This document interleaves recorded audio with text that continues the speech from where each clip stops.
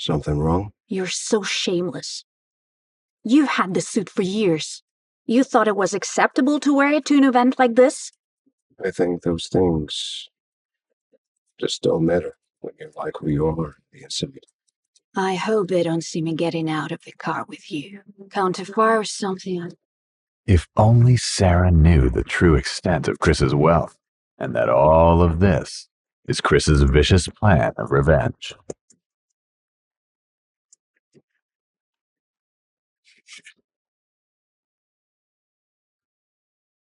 Honestly, I don't understand why even keep him around. Isn't intimacy even that good?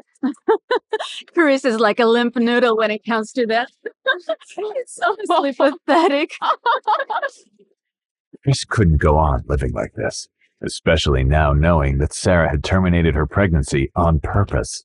Something had to change. I have to get this deal, Lily. Otherwise, Smith & Legal is down for. It's not your fault. Your company lost $8 million. What about a party tonight? You can ask Global Entertainment for more cash. Global Entertainment? Global Entertainment, aka the company that Chris was fired from, the reason for the personal hell he was living in. You can't be serious. They're seconds away from bankruptcy. They're the biggest entertainment conglomerate in LA. Have you tried talking with Oliver? I'm sure he'd be more than happy to help you. It's actually a good idea. He's the hottest stockbroker in town. A new business partner and a new lover.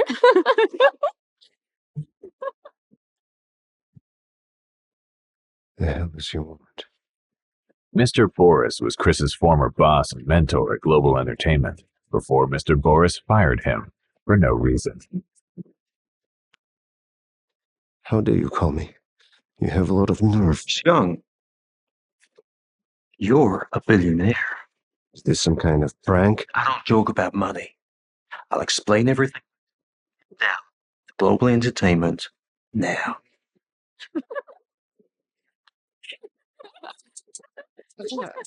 Where could you possibly be going? Oh, last-minute work thing. Oh, well, don't forget about the party tonight. I'd like you to try and look nice. For a change.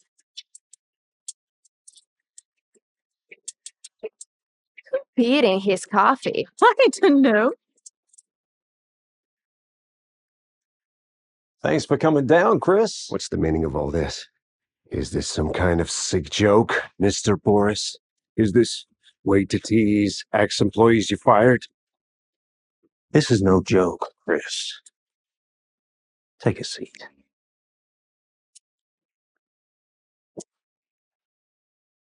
I'm the new owner of Global Entertainment, and it's my job to stop this company drowning in debt.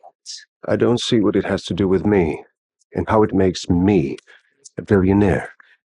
3 years ago, the board of directors forced me to fire you. Just before you left, you purchased some stocks for us. You may recall. Of course I do. It was my last bit of money I used for those. Everyone told me I was an idiot, but I didn't believe them. I knew there were good investments. You were right. Go ahead. 3 years later, all of them have more than quadrupled in value. I got this company multiple billion-dollar stocks. Bingo. I need a smart financial brain to help save this business. Christopher, will you be the new president of Global Entertainment? Just that morning, Chris felt like a loser with a hateful wife who was ready to leave him because he was too poor. But if he accepted this job, he'd be leading LA's most powerful entertainment conglomerate. And now Chris could have his revenge on his toxic, abusive wife. I'll accept it. Welcome to the company, Mr. President. But I hope you understand. I do have my conditions. Any conditions, I accept. First, I need a secretary to write everything down. Good afternoon, boss. Come and meet Monica, your new secretary. Chris couldn't believe that this was his new secretary. It's an honor to meet you. Pleasure to meet you, Monica. Well, I presume this will do. I have to get this deal, Lily. Otherwise, Miss Illegal is down for. Yeah. One more thing. I want to buy an $8 million share of my wife's company, Smiths & Legal. And I'd like the purchase to be completed by the end of the day. Chris, you haven't even analyzed our current holdings. Mr. Boris, it seems like Mr. Young knows a good investment when he sees it. You want to make some deals in secret, hmm? Well.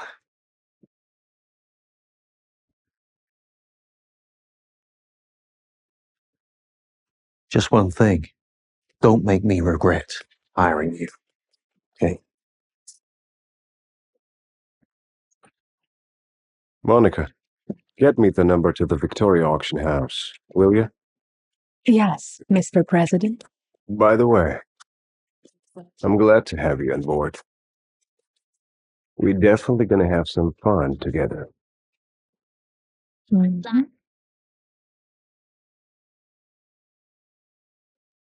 Something wrong? You're so shameless. You've had this suit for years. You thought it was acceptable to wear it to an event like this? I think those things just don't matter when you like who you are inside. I hope they don't see me getting out of the car with you. Counterfire or something.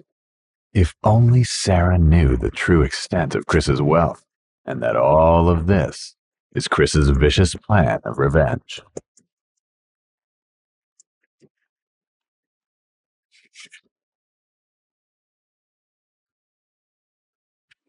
Chris was underdressed on purpose. He wanted to punish those posh bastards who cared only about money, most notably Oliver Samuel. Everyone knew him as one of LA's most coveted, eligible bachelors and a successful private investor. But Chris just knew him as the guy who'd been after his wife for years. I'll be back in a second. Hey, aren't you Sarah's husband? Well, a little hard to tell considering how much poorer you look than her. I'm messing around with you, dude.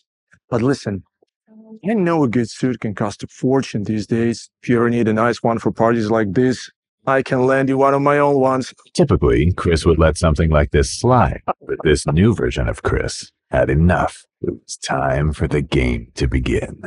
Get your hands off me, Oliver. What? Get your hands off me! If you don't want to be gathering your teeth from this fancy carpet. Chris, don't speak to him that way.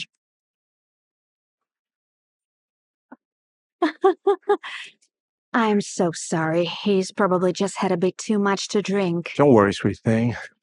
He's no threat to me. Oh, please. I hope this won't affect our upcoming deal. Deal? What deal? Of course not. Fully intent of purchasing stocks from Smiths & Legal. $8 million worth, in fact. Nice luxury I can afford, huh, Chris?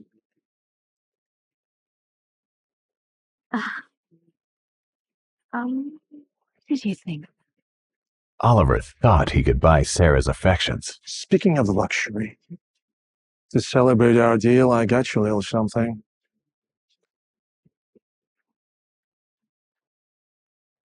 I know you wanted the red diamond necklace from Victoria's auction house, but apparently someone else bought it. So I got you this set instead. It's actually far rare and more valuable anyways. But little did Oliver know. Now, so could Chris. Oh my God, Oliver? For me? Anytime, my dear. This necklace was handmade by a craftsman in Italy.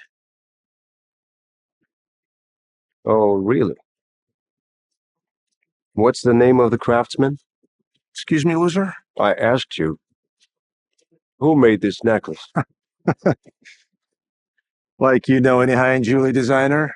Why do you ask? Maybe I'd like to buy from him. Don't make me laugh. I don't think they make anything within your budget, Chris. So, if you don't remember the name of the craftsman, how can you prove it's a genuine piece? As if you know the first thing about rare diamonds. Can't even hardly dress yourself. What the? Chris, the hell is wrong with you? It's a fake! And a cheap fake! No genuine diamond would break that easily. The hell do you think you're talking to? No one important, clearly. Take your worthless crap. Sarah deserves a real thing.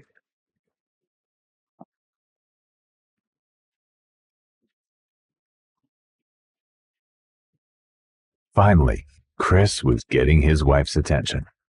Chris.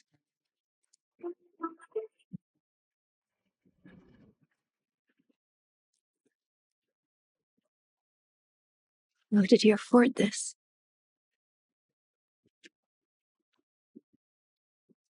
Chris Young, president of Global Entertainment. Wait, what? You're the new president of Global Entertainment? Indeed I am. But how? A very, very good investor. Never take it off. Could you do that, Mrs. Young?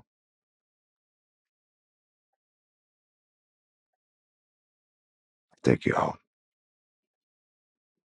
What exactly did Chris have planned for Sarah at home? Is it a vicious revenge? To hurt her as much as she did to him? Like a moth to a flame, Sarah flew into Chris's trap. Who's Monica? And why is she texting you so late? No one. It's just a work thing. Do you think I'm stupid? What I do know is that it's stupid to waste your energy worrying about the work tax or draping yourself all over a man like Oliver.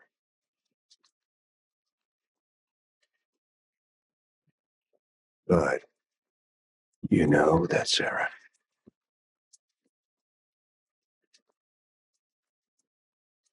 Take me.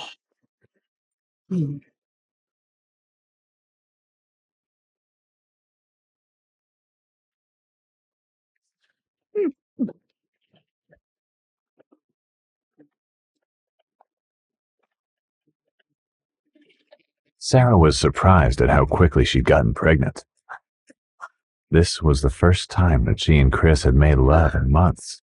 But suddenly, she realized that it was not Chris's baby. Sarah, are you in there? Yeah. One sec.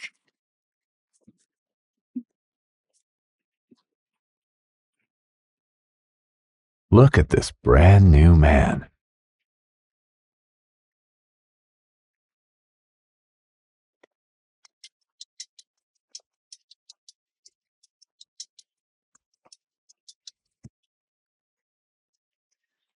This is new. There's a lot of new things around here these days. I'm feeling pancakes. What about you? Yeah, that's a good idea. I'll just be in a sec.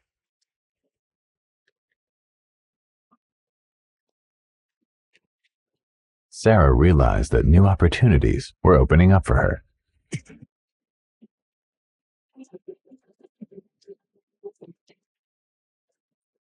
So, Chris, you wanted to become a father?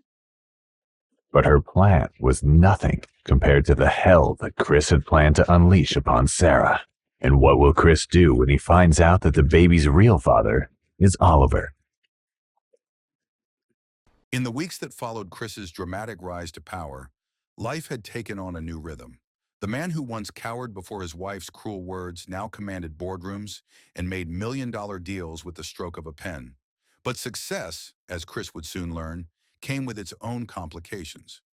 Sarah, drawn to his newfound confidence and wealth, had begun to see her husband in a different light.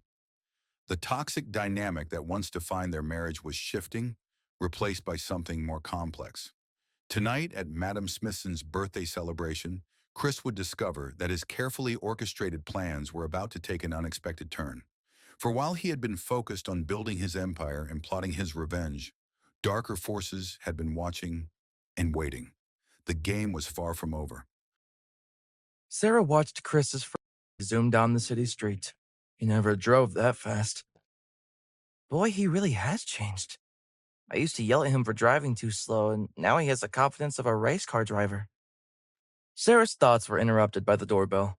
She turned her attention away from the window and toward the door. Inside strode Saul Freeman, the owner of the Regency Hotel and the Muse Bar. Everyone was puzzled. Of course, Madam Smithson and all the guests know who Saul Friedman was. He was an established hotelier in the city and traveled in the same circles as the Smithsons. Madam Smithson stood up. Saul, welcome. After what happened at Madam's banquet at the Regency Hotel the other night, when James insisted on buying the most expensive wine at the hotel but didn't have the means to pay for it, Madam Smithson assumed Saul wanted nothing to do with her or her family. Madam Smithson looked Saul up and down. What could he be doing here? I didn't invite him. He was acting strange at the banquet that Chris stepped in to pay for the wine. It's as if he knew Chris. Saul looked up to Madam Smithson. I hear this is a birthday dinner?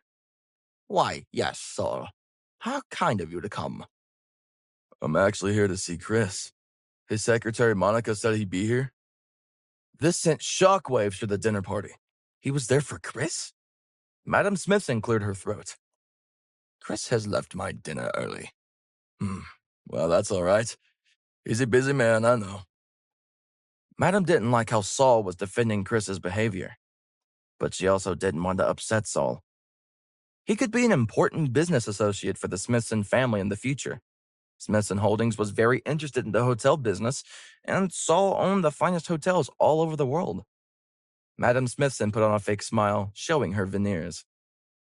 He certainly is a busy bee. Saul placed his hand in the pocket of his sports jacket and pulled out a small, delicate box. Do not worry, madam. I do have a birthday gift for you. He presented the box to Madam Smithson, who opened it. It was the same diamond bracelet James gave her. Saul pointed to it. This is a diamond bracelet a countess had especially made for her. And now it's yours. James's eyes went wide. Madam was shocked. That's impossible. My grandson James gave me this bracelet. This must be a replica. Saul was offended. Of course it's not. If you don't believe me, let's test both bracelets underwater. If you can see a rainbow of colors run through the diamonds, it's real. The guests were enthralled. They wanted to see the diamonds tested. Saul took both bracelets and set them down on the table. Then he poured water from a crystal pitcher onto the bracelets. Indeed, the diamonds in Saul's bracelet displayed a brilliant rainbow. James's bracelets did not. James's face reddened. He turned away from his grandmother in shame, snatching up the bracelet as he did. Madam Smithson was furious. My own grandson tried to deceive me. But before she could reprimand him, a stranger arrived at the party. He was an older man, perhaps in his 80s, but his eyes shone bright and clearly still had a lot of spark left in them. Excuse me, my name is Roger Callahan. The door was open. I was told Chris would be here. Immediately, Eleanor recognized him by his name. Callahan? As in Callahan Construction. Yes, ma'am. Eleanor gestured to him. Well, Chris isn't here, but please take a seat.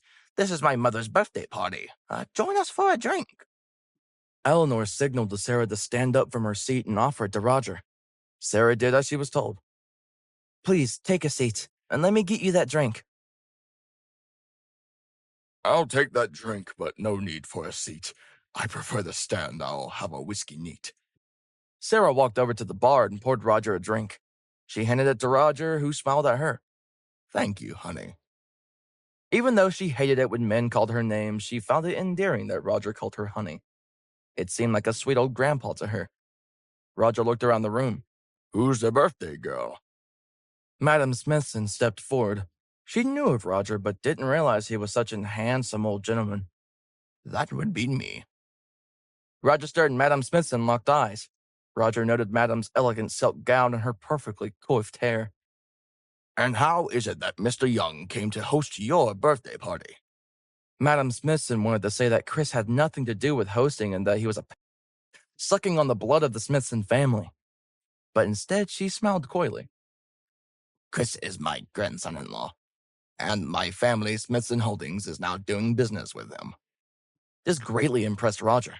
Anyone doing business with Chris Young was a smart cookie in his estimation. Well, if that's the case, I'd love to present you with a gift. Chris is a good friend to me, and by extension, you are now a friend. He handed Madame a photograph of a beautiful old villa brimming with ivy. This is a villa I own in Tuscany. It's now yours. Sarah, Eleanor, and Alexander even gasped. A villa in Tuscany? This was certainly the most extravagant gift yet. Everyone huddled around Madam Smithson to take a better look at the photo. After a few more drinks, everyone was in high spirits. Roger was entertaining the Smithson family and their guests with tales of his travels. Saul, who was also well-traveled, chimed in too once in a while. Roger raised his glass in the air. Speaking of all this travel, I think it's only fair Madam Smithson hosts her next birthday at the villa in Tuscany and invites us all. Saul raised his glass too. Hear, hear. Couldn't agree more with you, Roger. Madam Smithson beamed. 2 distinguished men wanted to attend her birthday party next year. How exciting. It almost made up for the fact that her grandson James had lied to her. Almost. She looked at him in the corner of the room, scowling. Madam Smithson walked over to him. Would you care to explain why you bought me a fake diamond bracelet? James, it was an honest mistake, I swear. First you buy wine you can't afford, now this? I thought you were financially solvent. How are you supposed to be a top man at Smithson Holdings if you can't even keep your personal accounts in check? James murmured under his breath. Well, my accounts would be fine if you didn't always demand lavish gifts. What's that? I said I'll try harder next time to get you a better gift. Madam Smithson patted James on the head. That's my boy. Meanwhile, Sarah looked around the room and couldn't help but miss Chris. She decided to text him about Roger and his gift. Roger Callahan came to see you tonight, and he gifted grandmother a villa in Italy. But Chris couldn't reply. He was too busy organizing documents for the big audit. Sarah kept looking at her phone all night, but there was no new message from Chris. Oliver noticed this. He put his hand on top of Sarah's phone. Why don't you enjoy yourself in the moment? Your grandma is only around for so long. Should be with your family and not worrying about Chris right now. Sarah nodded. It's true she should be enjoying her family, but her thoughts wandered to Chris easily. Oliver leaned into her. Why don't you and your mom step out in the hall with me? I have a present for both of you, but I don't want to give it to you in front of your grandmother. It would be rude. Sarah was curious what Oliver had purchased. She knew Chris called Oliver out for buying her a fake necklace, but if it's the thought that counts, Oliver was indeed very thoughtful. And now that he was officially courting her, Sarah assumed whatever gift he was about to give Eleanor and her would be extravagant. She went to find her mother, who immediately lit up when she heard Oliver had a present for her. He's such a considerate man, see? Chris didn't have gifts for us, but Oliver did. Take note. Eleanor and Sarah followed Oliver out into the hallway of the building. Oliver started to feel around in his pocket. It's here somewhere. Eleanor giggled. If it's so small it can fit in your pocket, it must be jewelry. Suddenly, Oliver ripped out a cloth dipped in chloroform and placed it over Eleanor's mouth. She hit the ground in an instant. Sarah looked at her unconscious mother on the floor, but she was too shocked to move. Oliver then lunged for Sarah with the cloth. Sarah's eyes rolled into the back of her head and she fainted into Oliver's arms. He gently guided her to the floor. Sleep tight, my dear. When Sarah came to consciousness, she was seated on a chair in the middle of a sparse living room. It took her a minute to adjust her eyes, but when she did, she realized she was in Oliver's apartment. She tried to stand up, but couldn't. Sarah was tied down to a chair. She turned her head and saw her mother, still unconscious, also tied to the back of a chair. What the hell is happening? Mom? Mom? Are you okay? Eleanor didn't respond. Oliver strolled in. I see you're finally awake, sweetheart. Sweetheart? Why am I tied up in your living room, Oliver? Once your mother wakes up, I'll explain everything. Sarah turned her head toward her mother again. Mother? Mother, wake up! Sarah turned back to Oliver. What did you do to us? Is she gonna be okay? It was simply... She'll be fine. I'm sure she'll wake up any minute. Just then, Eleanor stirred. She opened her eyes. Sarah? Where are we? Is this the present? Oh my god, Mother! I can't believe that's the first thing you thought about! Oliver laughed. Of course it is. That's all you Smiths and women care about. And yes, Eleanor, this is a present. But not for you. It's a present for me. When Eleanor realized the situation, she tried to raise her hand to Oliver, but realized her arms were bound. What the going on? You kidnapped us! I demand to know why! Oliver stood in front of Eleanor. He was a tall man, and at this moment, he seemed even taller, looming over Eleanor tied up in her seat. Eleanor, you have a lot of demands, don't you? You wanted me to come to Madame Smithson's birthday tonight knowing it would be the perfect time to tell everyone my intent to win Sarah's heart. But you didn't foresee Chris. Stupid Chris and all his new money and power. Vying for her affection. Now I'm supposed to compete with that man? I've had enough. Sarah interjected. What do you want, Oliver? Just tell us and let us go. What I want is my deal back. Your husband canceled my contract just like that. And now I'm essentially broke. And I know you would never marry a broke man. I know how important wealth and status are to you. Sarah looked into Oliver's eyes. They were tearing up. Sarah didn't know what to say. In a way, she almost felt bad for Oliver. Meanwhile, back at Madame Smithson's birthday dinner, no one seemed to notice that Oliver, Sarah, and Eleanor were gone. They were all having too much fun drinking champagne, eating lobster, and listening to the jazz band that just arrived and was playing some of Madame Smithson's favorite songs. Madame Smithson stood up to make a speech. Everyone, may I have your attention, please? At that instant, Elizabeth Curry, the founder of Young and Beautiful Cosmetics, walked into the room. Everyone turned to see who it was. There had been so many unexpected guests this evening. Madame Smithson didn't personally know Elizabeth, but she recognized her arresting face from the cover of Forbes magazine. Elizabeth smiled at the group, and everyone nearly melted. Sorry to disturb everyone. I'm Elizabeth Curry. I'm here to see Chris. Madame's eyebrows furrowed. Yet another person here to see Chris. Madame Smithson set her champagne glass down. He's not in, and I'm in the middle of celebrating my birthday, as you can see. Elizabeth bowed her head. Oh, do forgive me. Your birthday? Well, in that case, I want you and all your guests to have my complete line of makeup free of charge. I'm so sorry to have disturbed you. Elizabeth then waved goodbye. Madame Smithson was perplexed. What did Elizabeth Carey have to do with Chris? But before she could give it another thought, two new young strangers arrived at the party. Tom Dash and Lindsay Wright. Tom stepped up to the dinner table. Sorry to interrupt, but I'm Tom Dash, and this is my associate, Lindsay Wright. Madame Smithson requested our presence tonight to discuss an important business investment. Madame Smithson nodded. She had indeed invited these two upstarts over. She had heard their pitch and liked it, but she wanted to see if they could get along with her family, which was even more important. Madam Smithson stood up and shook Tom and Lindsay's hands. Welcome. Please have a drink. Sarah's father, Alexander, saw Tom and Lindsay and was appalled. These two kids came to his mother-in-law's dinner dressed in jeans and baseball caps. You certainly didn't dress for the occasion. Tom looked down at his outfit. I think we look fine. No stains on this t-shirt. Alexander scoffed. This is my competition? I have way better idea to present to Madam Smithson.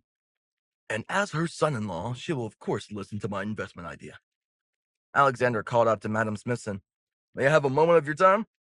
Madam Smithson barely looked at him. Whatever it is, Alexander, you can say it to me in front of my guests. Alexander gritted his teeth. Very well. I have a proposal to invest $50 million into the Hong Kong office. $50 million? On top of what we already sunk in? Yes, Madam Smithson, you won't regret it. Madam Smithson sat down to ponder this. Meanwhile, across the table, James smirked. That's $50 million she'll never see again. But it benefits me if she takes the stupid deal. That way, when Alexander's plan fails, him, Sarah, and Eleanor will finally be out of my way, and I can prove to my grandma I should be chairman. James stood up. I agree with Alexander.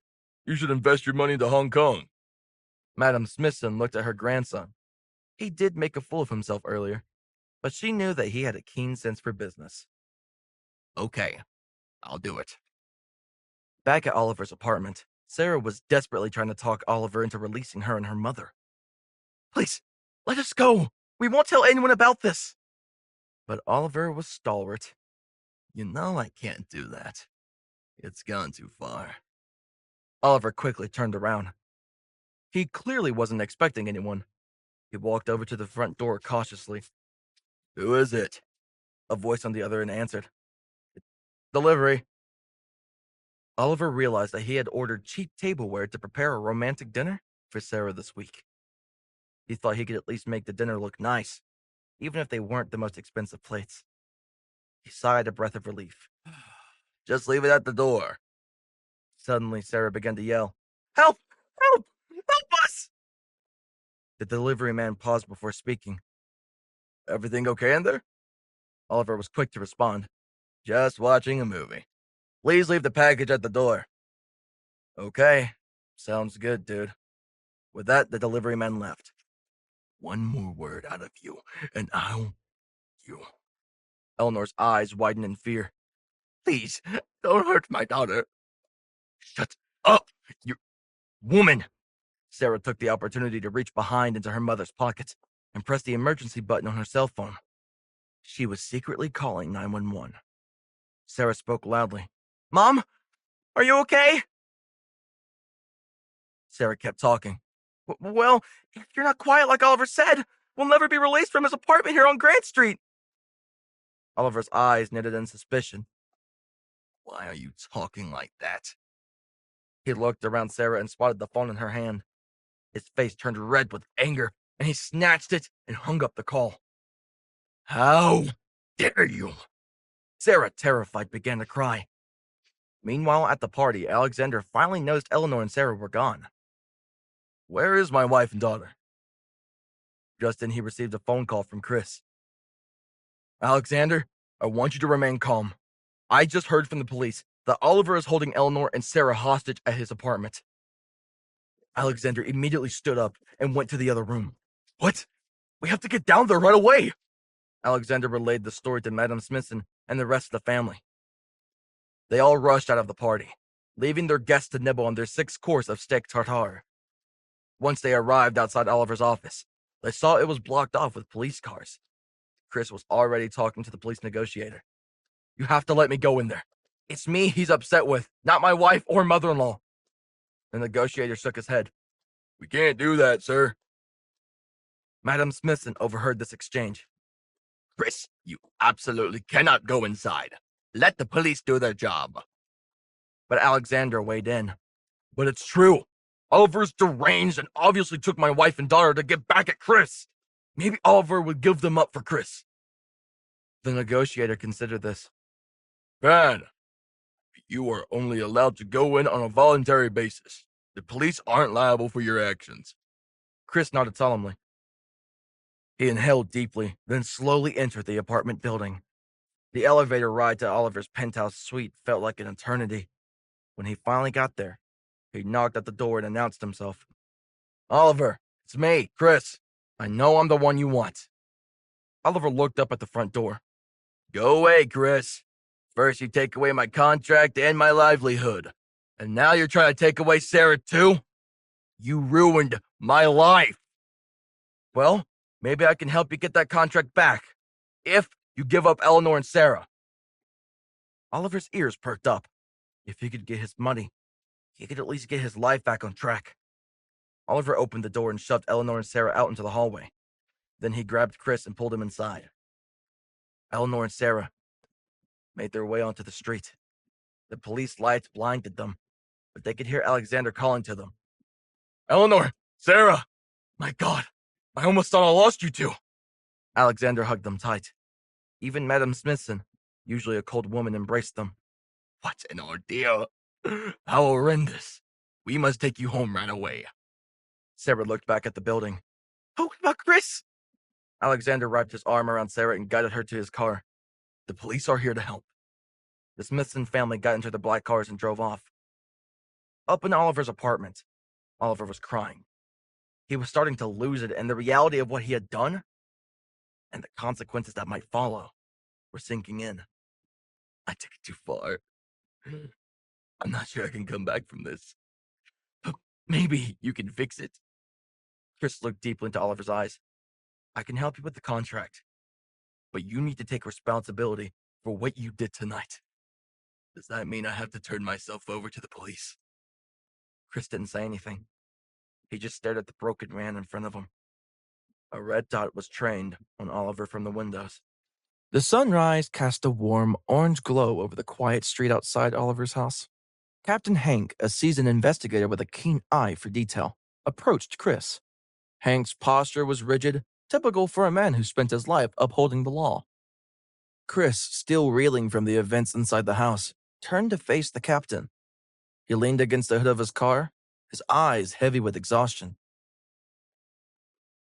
I appreciate your help today, Chris. Your actions were nothing short of heroic.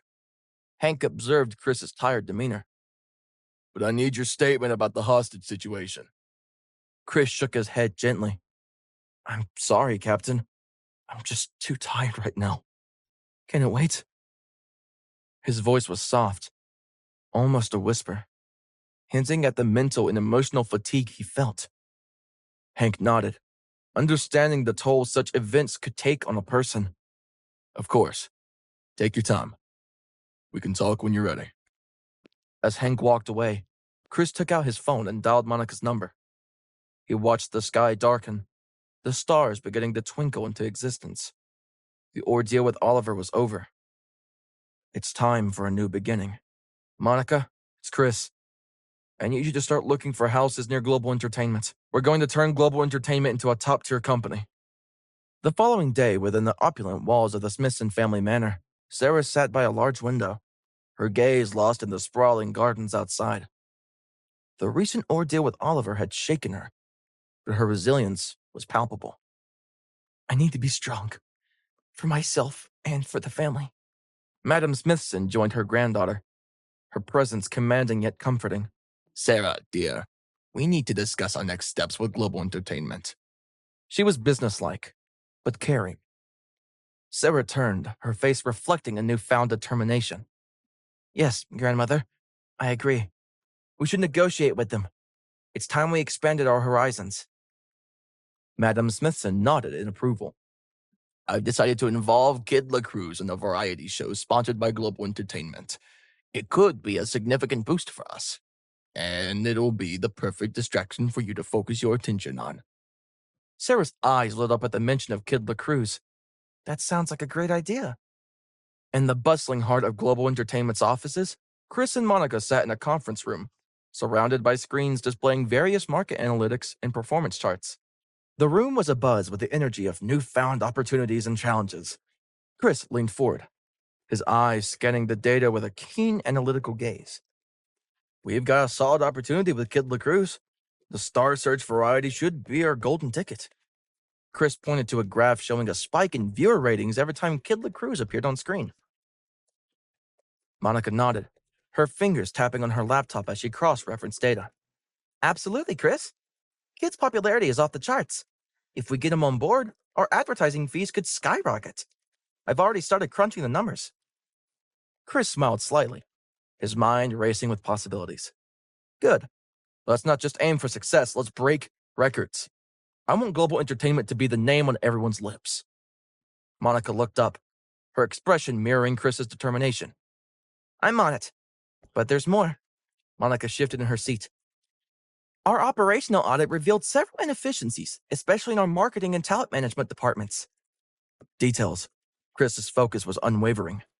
Monica continued. We're spread too thin, and there's a lack of communication between teams.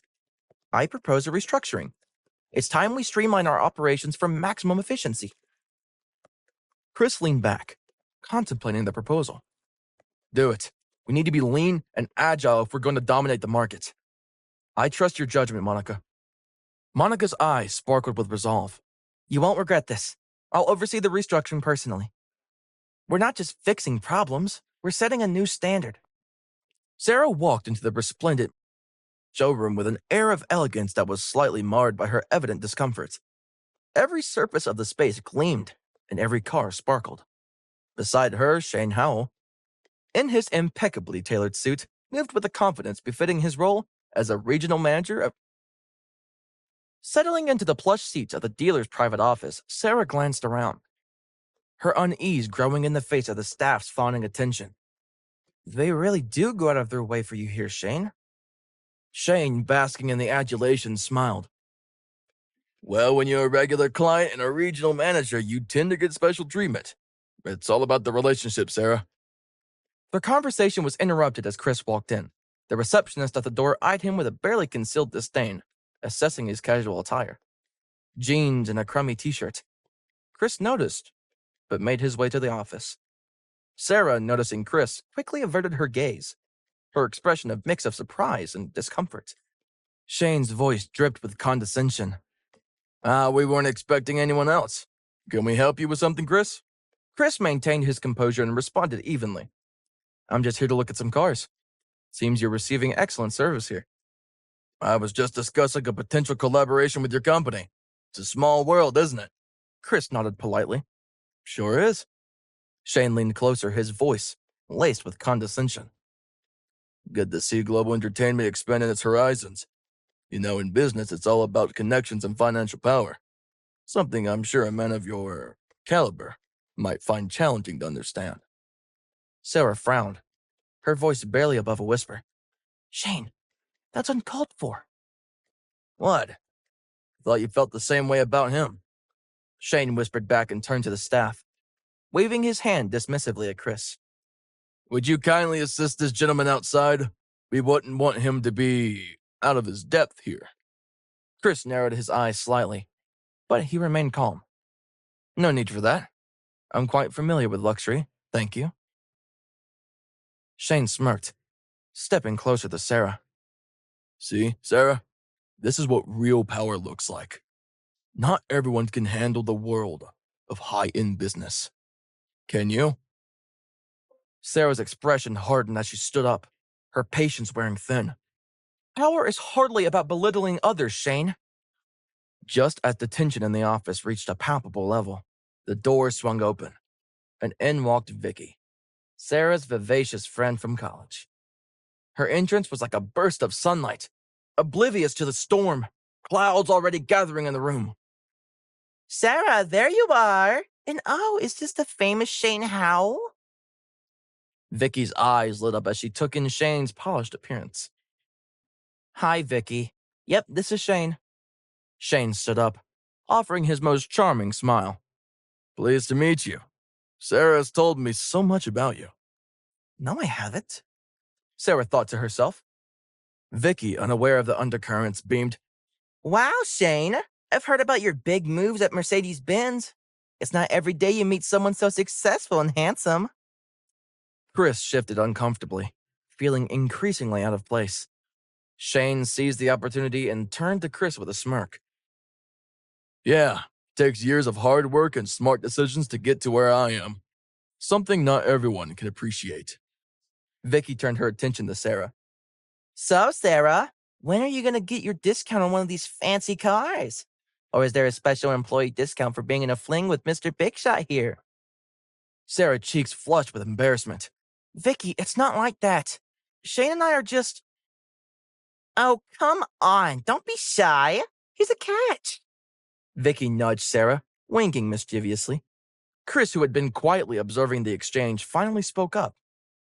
His voice was calm but firm, cutting through the awkward laughter. Looks can be deceiving, Vicky, and not everyone's worth is determined by their bank account or job title. Vicky nudged the conversation towards a more teasing tone. So, Chris, let me guess. Knowing you, you probably followed Sarah here to ask for some money for a new car, yeah? Her laughter rang in the air. Chris couldn't help but find the suggestion amusing. With a light chuckle, he brushed off the accusation. Vicky, you give me too much credit. I'm just here for a car, not a financial rescue. Vicky's words were laced with mock sympathy. Poor Sarah, having her life hindered by you for 2 whole years. How do you manage? Shane gestured toward the door. It's time for you to leave, Chris. You're clearly out of your element here. Chris was unfazed and locked eyes with Shane. Be careful. You might regret your actions, Shane. You never know how closely our paths might cross. Small world, after all. Sarah sensed the escalating tension and abruptly stood up. I need to leave. I have another appointment. Outside the dealership, Sarah quickly caught up with Chris, her expression earnest. I only met Shane because of our mutual business interest with Kid LaCruz. It's nothing personal. Before Chris could respond, Sarah's phone rang with an urgent call from work. She glanced at the screen, her face reflecting the seriousness of the call. I'm sorry, but I have to take this. Chris, I'll see you at home. She gave him a quick peck, climbed into her car, and drove away. Chris stood there for a moment, watching her leave. Back inside the Mercedes-Benz store, Shane reveled in the aftermath of his encounter with Chris.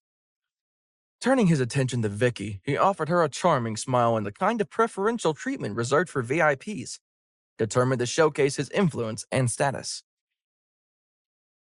Picked by, Shane periodically glanced at the entrance, expecting the arrival of the global entertainment representative. The staff, sensing his anticipation, gathered around, ready to spring into action at any moment. However, as time passed without any apparent sign of the representative, Shane's confidence began to waver. He frowned and pulled out his phone to dial Monica, the assistant he scheduled the meeting with. Monica, this is Shane Howe at the Mercedes-Benz store. We've been waiting for your representative, but they haven't arrived yet. Is there a delay? Monica's voice came through the phone, tinged with confusion. Mr. Howell, our representative was there. He told me he just left. Shane's eyes widened in realization. The pieces of the puzzle clicked into place. Could it have been Chris? The thought sent a wave of panic through him. Quickly regaining his composure, Shane turned to the staff, his voice urgent. The representative from Global Entertainment was here already. He might be the man who was here earlier, on the electric bike. We need to bring him back immediately. The staff exchanged looks of confusion and disbelief. The idea that the guy in jeans and a t-shirt was the representative that they have been anxiously waiting for seemed far-fetched. Shane paced back and forth. He pointed to Danielle, a beautiful saleswoman. You, go track him down, now. But sir, are you sure? He didn't seem like... I'm certain. Find him and bring him back. This is a crucial opportunity for us. Outside the Mercedes-Benz showroom, Chris stood casually at the nearby taco truck, enjoying a simple lunch. As he took a bite, Danielle approached him. Mr. Young, I'm Danielle from the Mercedes-Benz dealership. I'm so sorry for how we treated you earlier. It was a misunderstanding, and I truly regret it. Chris looked up, his expression one of mild surprise. It's all right, Danielle. What's done is done. Danielle's eyes conveyed her desperation. Please, Mr. Young, would you give us another chance? I assure you, you won't be disappointed this time. I'll personally see to it that your experience is up to our standard. Chris paused, considering her words. He could sense the genuine remorse in her voice and the importance of this request to her. Okay, Danielle. I'll come back with you. But let's keep things professional. He offered a reassuring smile that eased some of her concern. Back at the dealership, Chris, unfazed, handed Shane a document. I believe this will need your attention. Shane's eyes widened as he read through the contract. I'm sorry. I didn't realize. Please, let me make it right. His voice trembled slightly, the realization of his mistake sinking in. In Shane's office, the atmosphere was tense as Shane reviewed the contract. I'll sign this now, and our legal team will review it promptly. His hand was unsteady as he signed. Chris watched, his expression unreadable. Make sure everything's in order. I expect professionalism. Realizing the depth of his error, Shane sought to make amends. Chris, as a gesture of our sincere apology, please choose any car from our showroom. On the house. Chris's gaze swept across the showroom, finally resting on a luxurious Mercedes-Benz S-Class. He pointed. That one. Shane's face betrayed a mix of regret and respect. Oh, that one? Chris smirked. Or can you not afford it, Mr. Big Shot? Shane's face was a canvas of conflicting emotions as he eyed S-Class Chris had pointed out. Well, that one is a tad bit expensive, Chris. He ventured cautiously, hoping to steer Chris towards a less extravagant choice. Chris turned to face Shane, a hint of challenge in his tone. Ah, so what you're saying is, you can't afford it. Shane felt a lump form in his throat. His pride was battling with the reality of the situation. Of course we can afford it, Chris. You want it? It's yours, no question about it. He then turned to Danielle, who had observed the exchange anxiously. Danielle, draw up the paperwork for Mr. Young. Make sure everything is in order. He's not leaving this building until the keys to that car are in his hands. Danielle nodded, her movements swift as she went to prepare the necessary documents, her mind racing with the implications of this transaction. The air in the showroom was electric, the balance of power visibly shifting as Shane acquiesced to Chris's choice, a decision that was as much about respect as it was about business. Chris, behind the wheel of his new, felt a sense of accomplishment. The car, a testament to his resilience, moved gracefully along the road, heading towards a home that held both conflict and comfort. He clicked the call button on the vehicle's expensive steering wheel. Call Sarah. A dulcet voice answered his request. Calling Sarah. Sarah picked up the phone. Chris? Hey, I'm headed home, and I've got a little surprise. See you there? Sarah smiled. Surprise? Okay then, see you here. Inside, Eleanor Smithson sat in her usual poised manner, her eyes sharp and discerning. Upon seeing Sarah's excitement, she couldn't help but interject with her usual icy tone. Sarah, you do remember we discussed reconsidering your relationship with Chris, don't you? Sarah, full of newfound resolve, stood her ground. Mom, Chris is showing real commitment to his work now. I believe in giving him a chance. Eleanor's response was a cool, measured dismissal. I failed to see the appeal, Sarah, but it's your life. She left the room with a swish of her skirt, but someone pulling their car into the driveway caught her attention. It was Chris. Chris stepped out of his sleek ride and entered his home to find both Eleanor and Sarah admiring his new car. So, what do you think? Sarah was momentarily taken aback by the luxury vehicle. Chris, what? Chris shrugged. It's just a company perk. Nothing to worry about. Eleanor raised an eyebrow. Quite the statement for a company car, isn't it? Chris smirked. I can afford it anyway. But better if it's free, right? Now, if you'll excuse me, I'm tired and a nap is in my future. Later in the solitude of the guest bathroom, Eleanor dialed Shane Howell's number. Her voice was as smooth as silk but as cold as ice. Shane, I trust you haven't given up on Sarah. A man of your stature surely wouldn't let an opportunity slip. After the situation with Oliver turned ugly, Eleanor was already looking for new suitors for Sarah. Shane's voice, hesitant yet firm, came through the phone. Eleanor, I've thought it over. I don't think Sarah and I are the right match. Eleanor paused, her strategy crumbling. Well, this is unexpected, Shane. I went through all the trouble to connect your company with her. Are you quite sure? Yes, Eleanor. It's best for all involved. And please don't bring it up again. I'll probably have to buy Chris another car if you do. The call dropped, and Eleanor stared at the phone in anger. That little. How dare he? Just then, Lily, Sarah's best friend, hesitantly stepped through the front door, her heart racing with a mixture of anticipation and apprehension. She hadn't seen Chris since Madame Smithson's birthday. The memory of that night at the Muse Bar, where she had inadvertently learned of Chris's true identity and his influential background, still lingered in her mind, casting a shadow over her visit. Sarah greeted Lily with a warm embrace. Lily, I've missed you. Why have you been avoiding me? Lily managed a nervous smile. It's just been busy, you know? At that statement, Eleanor, overhearing the conversation, rushed out of the bathroom and shouted up the stairs. Chris, come down and greet Lily. She's been such a stranger lately. As Chris descended the stairs, Lily's eyes widened in surprise, her anxiety spiking. She fidgeted with her purse, her nervousness palpable. Eleanor, misinterpreting Lily's discomfort, whispered to Chris, Offer her some tea, you. Chris, sensing Lily's unease, offered politely, Would you like some tea, Lily? No, thank you. I'm fine, really. Lily glanced at the clock, her decision made. Actually, I should probably get going. It's getting late. She stood up abruptly. Eleanor stood as well. Why don't you have Chris drive you home? It's no trouble at all. He's got a new fancy car to do it in, too. Lily fidgeted with the contents of her purse. No, really. I'll just call a taxi.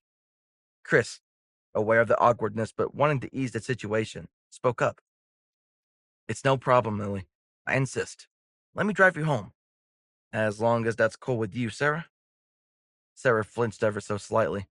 My best friend and husband alone in a car? But she plastered on a smile. Sure. Enjoy the drive. The drive through the city was quiet at first. The hum of the Mercedes-Benz escorting Chris and Lily. Chris glanced over at Lily and decided to lighten the mood.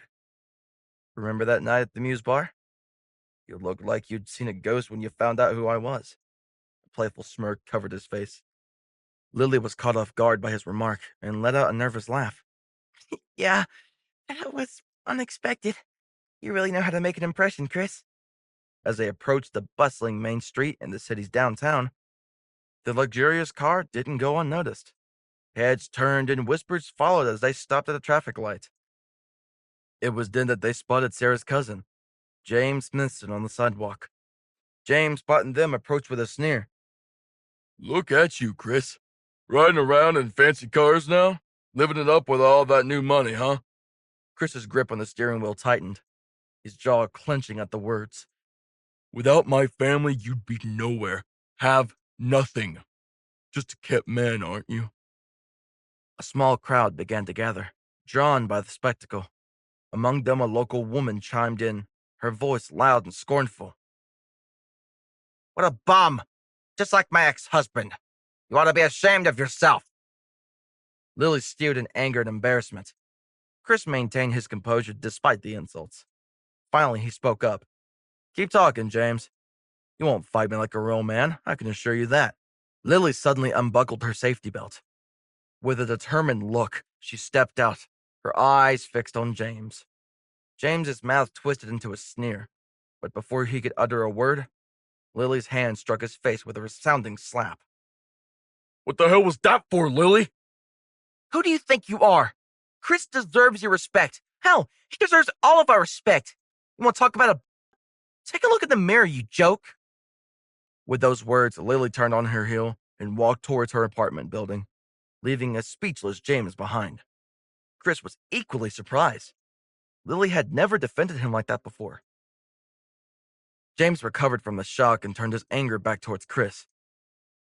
You're with Sarah's best friend, aren't you? And misappropriating company funds for this fancy car.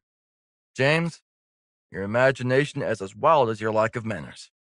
Good night.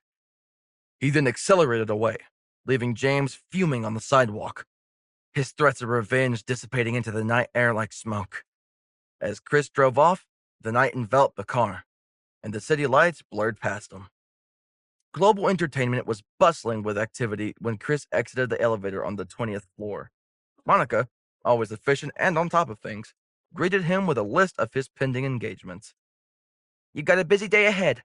Lunch at 1 p.m., a call from Elon to return, and Jeff is still wondering whether or not you're going to attend his gala. Tell him I'm busy. Send him flowers or something from me." "Sure. And also, this came for you." Monica handed him a mysterious envelope. "It's from Zachary Quinn." She raised a curious eyebrow. Chris, intrigued by the unexpected correspondence, requested privacy. "Monica, could you give me the room, please?" "Of course, Chris." Once alone, Chris carefully opened the envelope. Inside, he found a card with a cryptic message. "For the hard times." He flipped the card.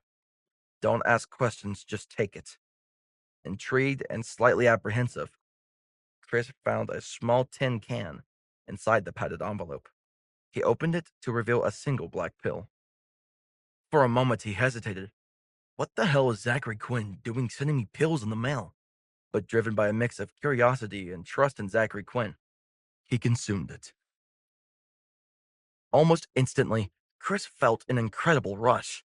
The world around him seemed to burst into vibrant color, his senses heightened to an extraordinary level. He could hear the rhythmic beating of his own heart. It was strange and exhilarating. "This is amazing. I feel alive. I feel like King Kong. I'm king of the world. I gotta get my hands on more of these ASAP." Just then, a sudden wave of fatigue washed over him. His head spun and the room began to tilt. Just as he realized something was amiss, his legs gave way, and he collapsed to the floor. Hearing the commotion, Monica rushed into Chris's office, her eyes widening in alarm at the sight of him unconscious. "Chris!" Monica burst into Chris's office at Global Entertainment, heart pounding. The sight of Chris lying unconscious on the floor was alarming. She grabbed a nearby glass of ice water and splashed it onto his face.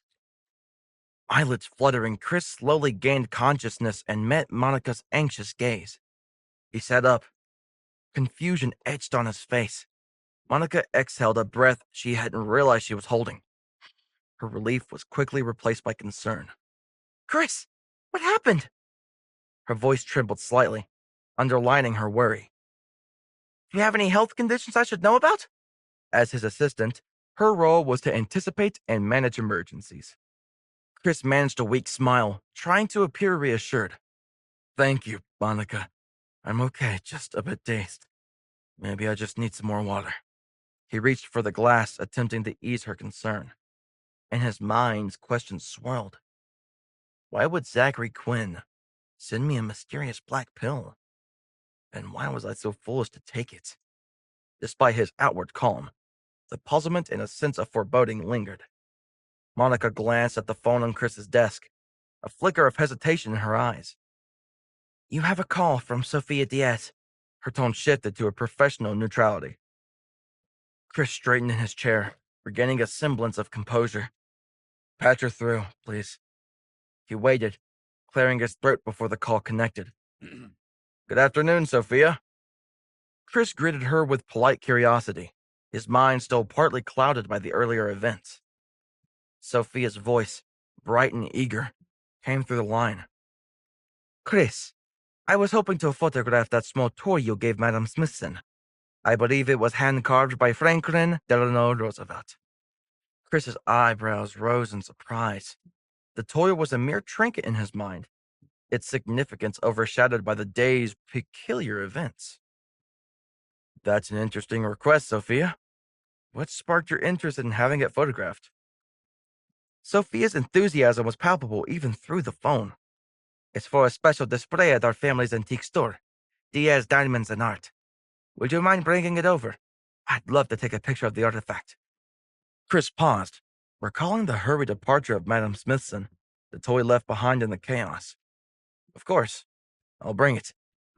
See you soon, Sophia." Arriving at Diaz Diamonds and Art, Chris stepped into a world of antiques and treasures. The store, an elegant blend of history and artistry, welcomed him with its unique charm. Sophia, standing amidst a collection of vintage jewelry and rare artifacts, greeted him with a warmth that made Chris feel instantly at ease. As she clicked away, capturing the item from various angles, Chris looked around the store. The Diaz family had clearly invested immense effort in maintaining the elegance and sophistication of Diaz diamonds and art. The array of artifacts and antiques spoke of a deep respect for history and a keen eye for beauty. Their session was interrupted by an employee, a young man who approached with a mix of excitement and caution. Sophia, there's someone here you might want to meet. Frederick Zippo. He's got an ancient jade artifact he wants to sell. Sophia's interest piqued immediately. Jade from ancient China? She set her camera aside and moved towards the front of the store where Frederick stood, a nervous anticipation in his stance. Frederick presented the jade piece, its green hues deep and mesmerizing.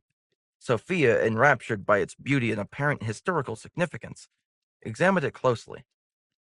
This is extraordinary. How much are you asking for it? Frederick's voice held a hint of uncertainty, masked by bravado. 3 million. It's a rare piece from a significant historical era. Chris, observing quietly, felt a stir of skepticism.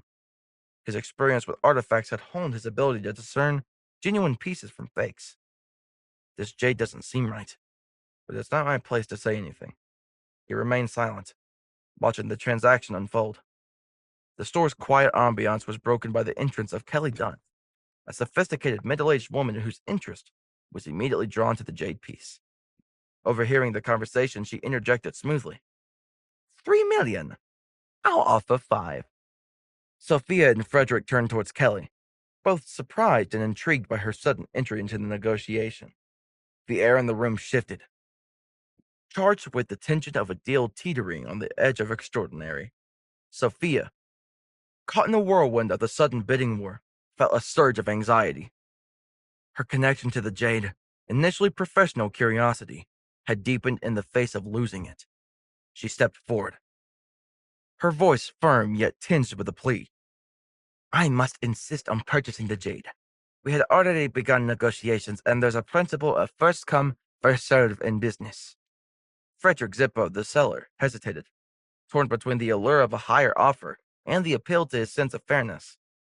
After a moment of contemplation, his expression softened. You're right, Sophia. I'll honor our original deal. 3 million it is. Chris, who had been observing the interaction with a growing sense of unease, leaned closer to Sophia.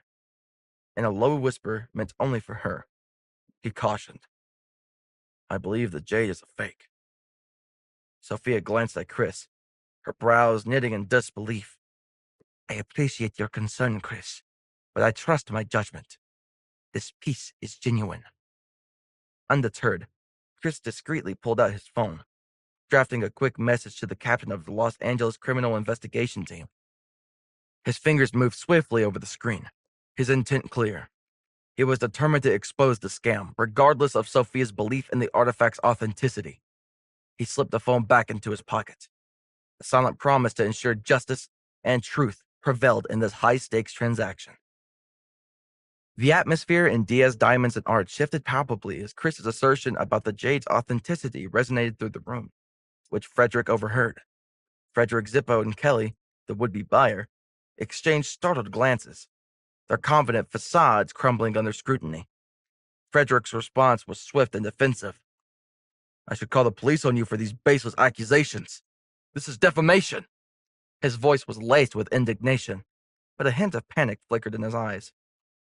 Chris remained calm, his experience with artifacts lending him a quiet confidence. Look at the stone closely.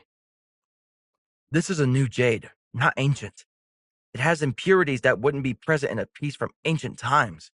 Its real value is only a few $1,000s, far from the millions being quoted. Sophia, who had been captivated by the jade's allure, now looked at the piece with a dawning realization. The features Chris pointed out became unmistakably clear to her trained eye. The revelation left her speechless, her previous certainty dissolving into a mix of embarrassment and shock. The room fell into a tense silence, the truth of Chris's words hanging heavily in the air. The intricate web of deception spun around the jade artifact, was unraveling rapidly, exposing the scam for what it truly was. Sophia's hands trembled slightly as she picked up a magnifying glass and scrutinized the jade once more. As she peered through the lenses, the impurities Chris had mentioned became glaringly evident.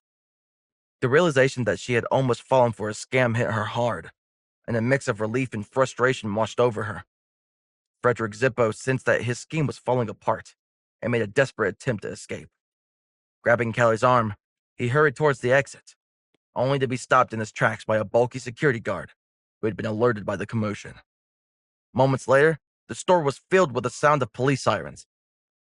Captain Ross of the Los Angeles Criminal Investigation Team, alerted by Chris's earlier message, arrived with his team.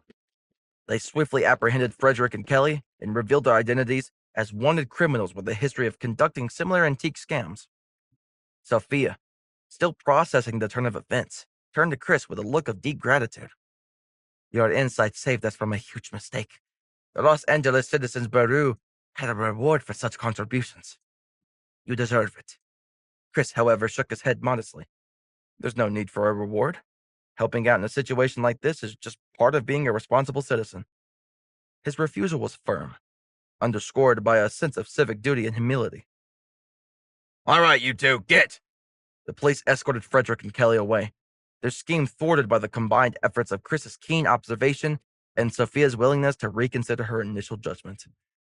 In the aftermath of the day's dramatic events, Sophia looked at Chris with a newfound appreciation. The chaos that unfolded in her store had been a humbling experience, and she acknowledged her initial skepticism towards Chris. Chris noted her sincerity. Sophia, I'm just glad I could help. Sophia's expression shifted from gratitude to determination.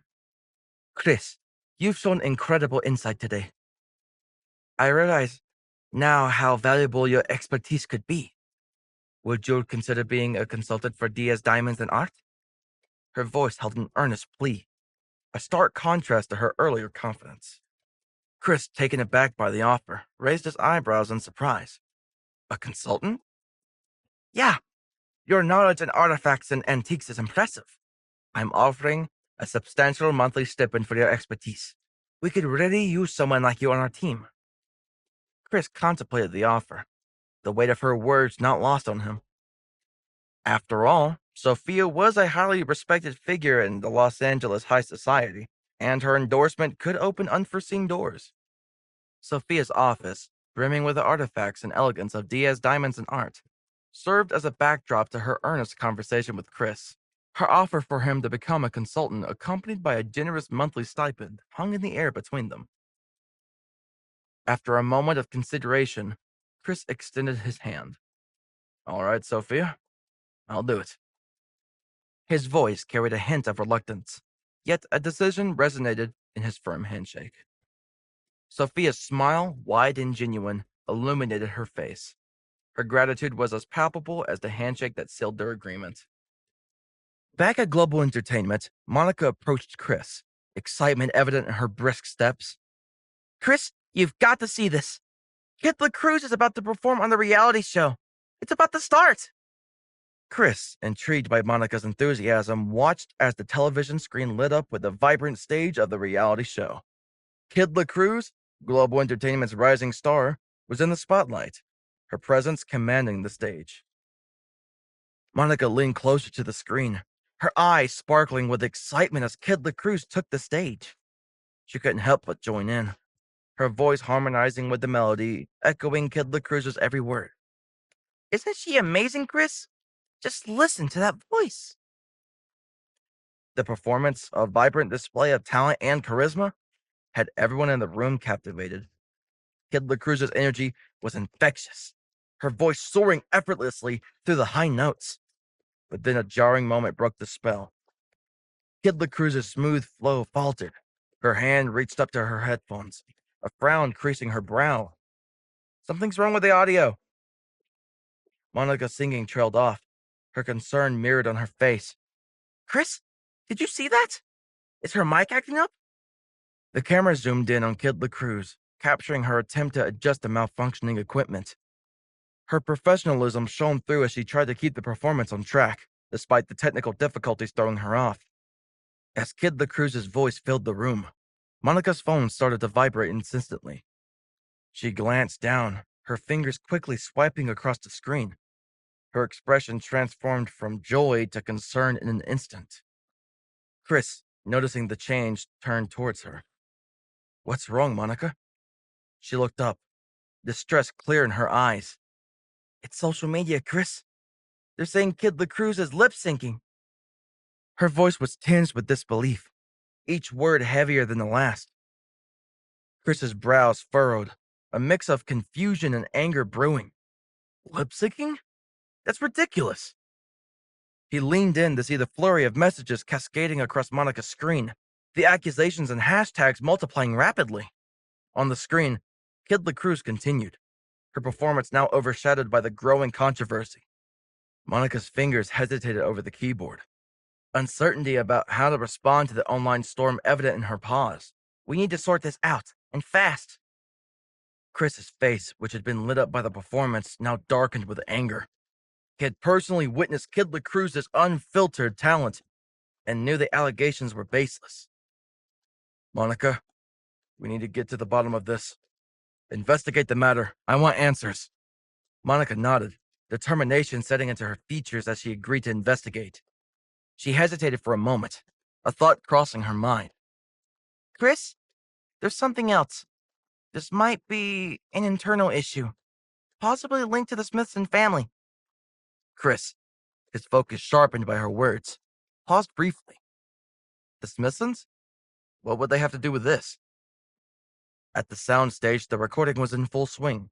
Chris arrived, his stride purposeful and unwavering as he bypassed the surprised security personnel. "Hey, you, stop!" Chris didn't slow down. He was set on uncovering the truth behind the technical glitch. Backstage, the crew members were bustling around, caught up in the aftermath of Kid LaCruz's performance. Chris approached them, his presence commanding immediate attention. "Tell me what happened with Kid LaCruz's audio." The crew members exchanged nervous glances, the seriousness of the situation dawning on them. After a moment of hesitation, one of them stepped forward. "It was an honest mistake, sir. We assure you it won't happen again." Chris scrutinized them, his gaze stern yet relieved to hear it wasn't a deliberate act of sabotage. "Make sure it doesn't. Kid LaCruz's career could have been jeopardized today." Chris's phone rang, slicing through the tense atmosphere backstage. He answered, already knowing who it was by the caller ID, Eleanor. Chris braced himself. Eleanor's voice came through, sharp and disapproving. "Chris, where are you? You're needed at home. This situation is more serious than you realize." Chris walked through the bustling backstage area. "Eleanor, I'm actually with Kid LaCruz right now, managing this mess." Eleanor was quick to respond, her tone demanding. "Well, once you're done, come to the Smithson family manor. We need to discuss this." Chris ended the call, a sense of urgency propelling him forward. He made his way to Kid LaCruz's dressing room, where the young artist sat, her posture reflecting her distress. Kid LaCruz looked up as Chris entered. "Chris, I feel like this is partly my fault. I usually do a mic check myself at every venue. This time I didn't." Chris stood firmly in front of her, his demeanor reassuring. "This isn't on you. It was a technical error, nothing more." He then began to outline a clear, concise plan. "Here's what we'll do. We address the situation with the media and set the record straight. We'll ensure this doesn't affect your success. Trust me." Kid LaCruz nodded, drawing strength from Chris's confident plan. "You're my guy, Chris. Of course I trust you." Her expression shifted from worry to determination, ready to face the challenge head-on with Chris's guidance. The grandeur of the Smithson family manor did little to ease the tension that hung in the air as Chris arrived. The voices of the Smithson family echoed through the opulent halls, their tones thick with discontent. Inside, James Smithson stood, his accusation directed at Sarah. "Your error could jeopardize our relationship with Global Entertainment.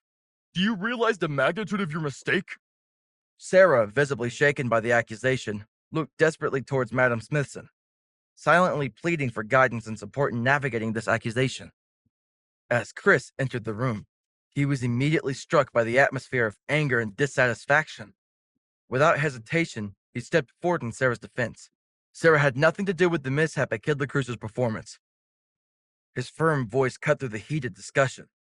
The room fell silent for a moment, all eyes turning to Chris. The air shifted as the Smithson family's scrutiny fell upon him, several voices coming at once.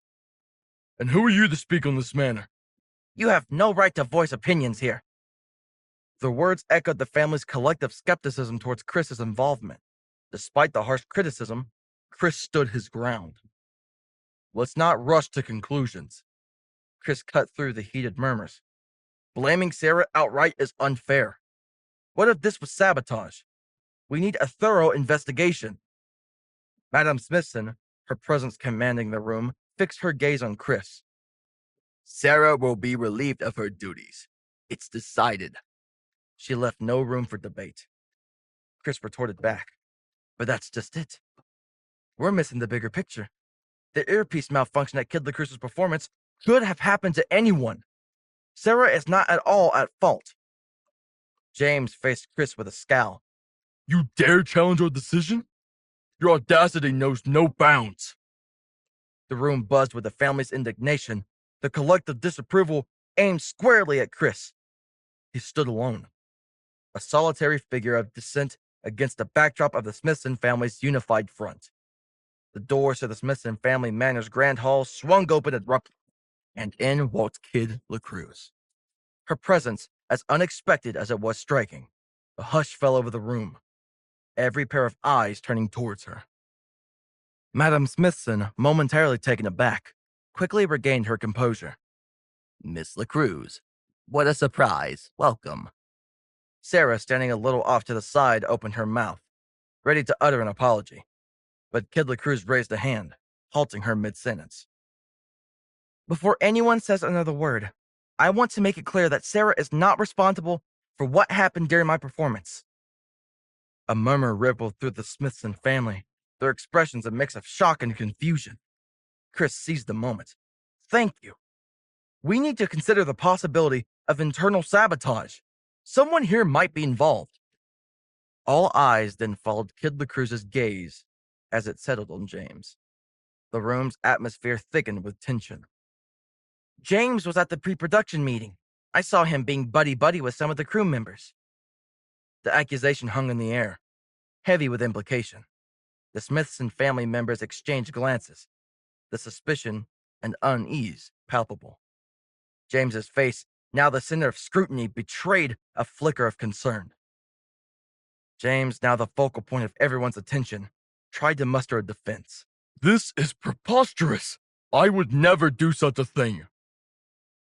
His attempt to deflect, however, crumbled as 3 crew members from the reality show entered the room. One of the crew members stepped forward, a folder in hand. We have proof. He opened the folder to reveal documents and screenshots of bank transactions. These show money transfers from James to us explicitly for sabotaging Kid LaCruz's performance. The revelation hit the room like a thunderclap. Whispers echoed through the hall as the Smithson family members absorbed the gravity of the evidence presented. Madam Smithson, her face a portrait of disbelief, slowly took the folder. As she scanned the documents, her expression shifted from denial to reluctant acceptance. She looked up at James, her favorite grandson. Her eyes filled with a mixture of sorrow and betrayal. James, how could you? James, now exposed and concerned, had no further defenses to offer. The evidence was irrefutable, and the family's shock was matched only by their disappointment in one of their own. Madam Smithson's face was etched with disappointment. James, you will have no involvement in the company's affairs for the next 6 months. At this juncture, Kid LaCruz stepped forward, her presence commanding attention. I have a condition for continuing my collaboration with your company. Madam Smithson, though still reeling from the shock, nodded for her to continue. I want Sarah to be in charge of my packaging and promotion exclusively. No interference from anyone else. Kid LaCruz's demand was clear, her tone suggesting no room for negotiation. Madam Smithson, after a moment's hesitation, agreed. Very well. It shall be as you wish.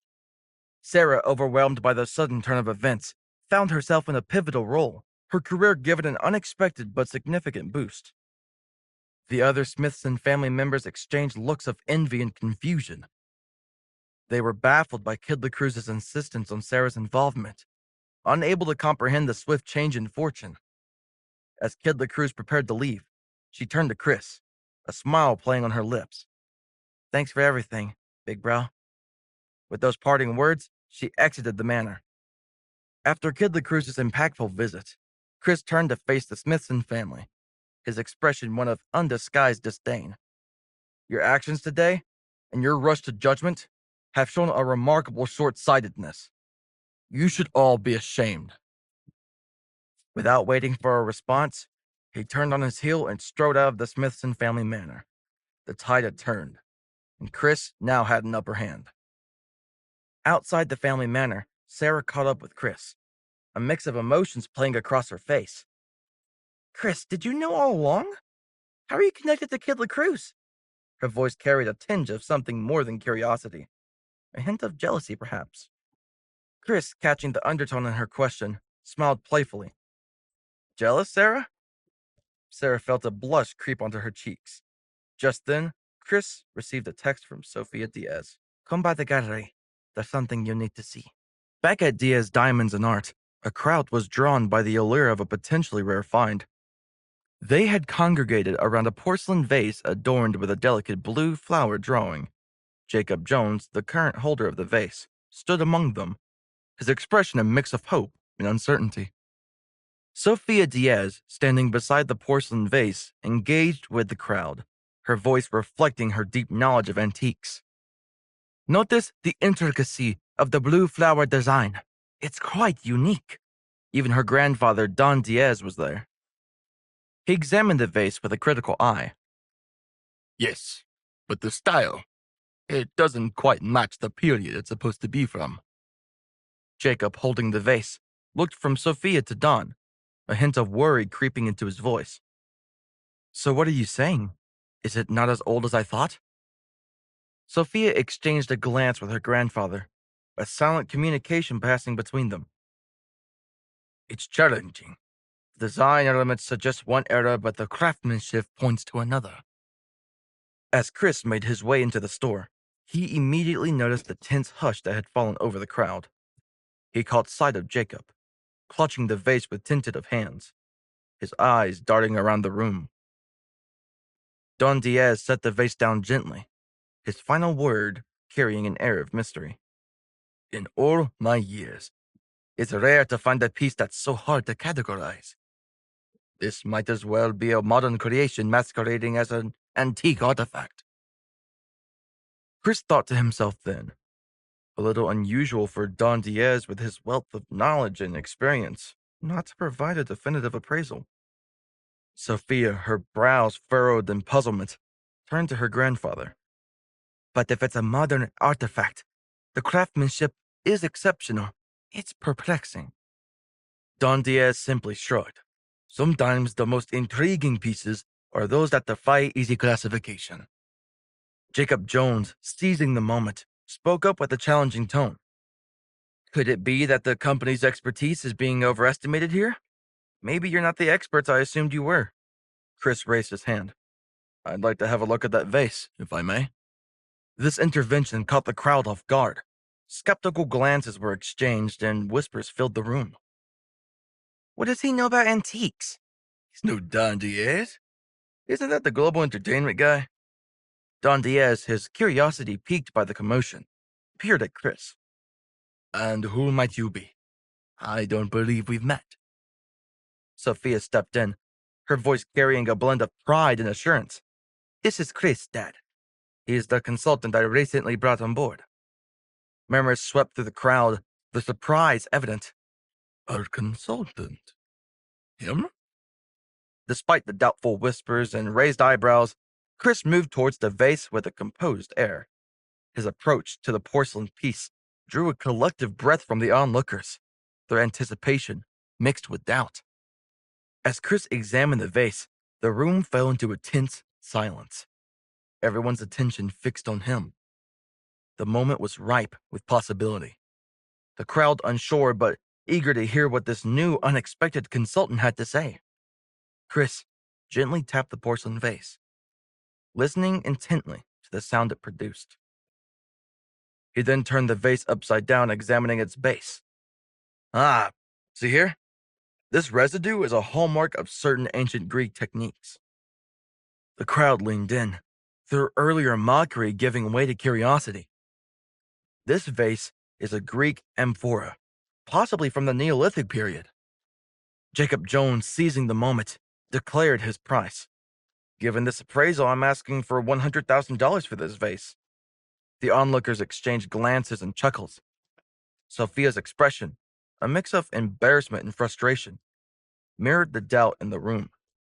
Don Diaz turned to Sophia with a gentle but firm reprimand as he glanced at Chris. Sophia, are you sure about this guy? I'll need a brush, gloves, and a file knife. Sophia hesitated, but sent an employee to grab what he needed. Others shook their heads, scoffing at the unconventional method, but Chris took the tools and immediately began to grind the bottom of the vase. Chris continued with steady hands, his focus unwavering. Gradually, under his careful work, a seal began to emerge, hidden beneath the layers. The room fell silent as Chris, with a final gentle brush, cleared away the last of the debris, revealing the seal in its entirety. He turned the vase around for Don Diaz and the crowd to see. See that there? That's proof of my theory. The revelation of the vermilion seal struck the room like a thunderbolt. Faces that held smirks and skepticism moments ago now registered shock and awe. It's an undeniable marker of authenticity.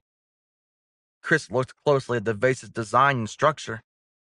This isn't just any vase. It's, as I said, a Greek amphora from the Neolithic period.